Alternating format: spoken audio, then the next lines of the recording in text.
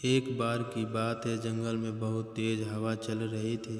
तेज हवा से बचने के लिए एक सियार पेड़ के नीचे खड़ा था और तभी उस पर पेड़ की भारी टहनी आकर गिर गई। सियार के सिर में गहरी चोट लग गई और वह डर कर अपनी माद की ओर भाग गया।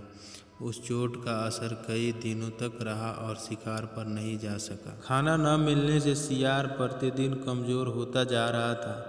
एक दिन उसे बहुत तेज भूख लगी थी और उसे अचानक एक हिरन दिखाई दिया।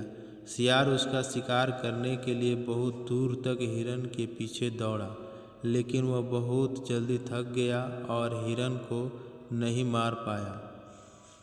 सियार पूरे दिन भूखा प्यासा जंगल में भटकता रहा, लेकिन उसे कोई मरा जानवर भी नहीं मिला। जंगल से निराश होकर सियार ने गांव की ओर जाने की ठानी।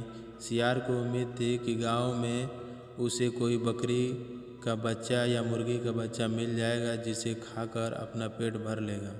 गांव में सियार अपना शिकार ढूंढ रहा था, लेकिन तभी उसकी नज़र कुत्तों के झुंड पर पड़ी जो उसकी ओर आ रहे थे। सियार को कुछ समझ में नहीं आया और धोबियों की बस्ती की ओर दौड़ने लगा।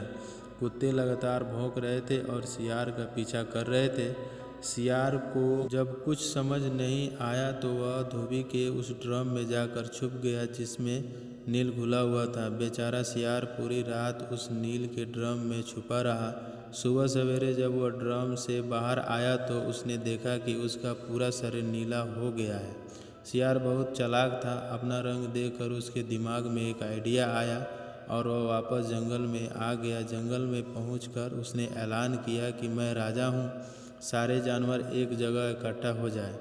नीला सियार की बात सुनने के लिए एक बड़े पेड़ के नीचे बैठ गए। सियार ने जानवरों की सभा में कहा, क्या किसी ने कभी नीले रंग का कोई जानवर देखा है?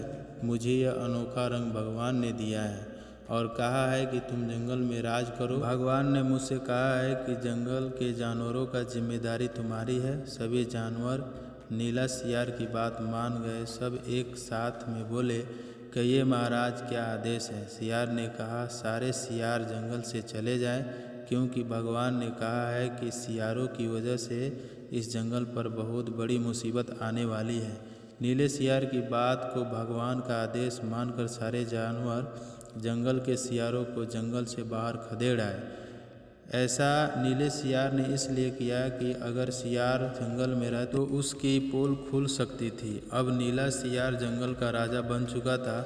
मोर उसे पंख और बंदर उसके पैर दबाते। सियार का मन किसी जानवर को खाने का करता तो वह उसकी बलि मांग लेता। अब सियार कहीं नहीं जाता था, हमेशा अपनी शाही माद में बैठा रहता था और सारे जानवर उसकी सेवा में लगे रहते थे। एक दिन चांदनी रात में सियार को प्यास लगी। वह माद से बाहर आया तो उसे सियारों की आवाज़ सुनाई दी जो दूर कहीं बोल रहे थे। रात को सियार हूँ की आवाज़ करते हैं क्योंकि उनकी आदत होती है। नीला सियार भी अपने आप को रोक न सका। उसने भी ज़ोर ज़ोर से बोलना शुरू कर दिया।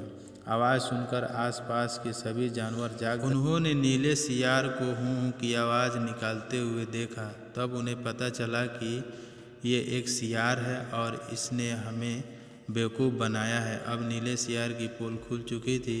यह पता चलते ही सारे जानवर उस पर टूट पड़े और उसे मार डाला। कहानी से हमें यह सीख मिलती है कि कभी झूठ नहीं बोलना चाहिए।